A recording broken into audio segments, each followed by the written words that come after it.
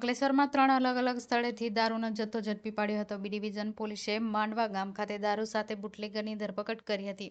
શહેર એ ડિવિઝન પોલીસે દારૂ આપવા આવેલા ખેપિયાની ધરપકડ કરી 2 ઇસમને વોન્ટેડ જાહેર કર્યા હતા. રૂરલ પોલીસે દારૂના જથ્થા સાથે ટ્રક ચાલકની ધરપકડ કરી હતી.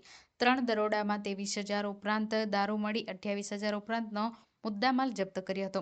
પ્રથમ દરોડામાં અંકલેશ્વર શહેર એ ડિવિઝન પોલીસે ચોક્કસ માહિતી આધારે પિરામણ નાકા પાસે નવીનગરી ગણેશઉર્ફ ગની વસાવાને દારૂ બોટલ આપવા આવેલા બિલીમોરાના મિત કુમાર જયેશ પટેલને રંગે હાથે ઝડપી પાડ્યો હતો અને તેની પાસેથી દારૂની 64 બોટલ મળી કુલ 6,400 રૂપિયાનો મુદ્દામાલ જપ્ત કર્યો હતો. જ્યારે બિલીમોરાના રવિ તેલાગી અને નવીનગરી અંકલેશ્વરના ગણેશઉર્ફ ગની વસાવાને વોન્ટેડ જાહેર કર્યો હતો.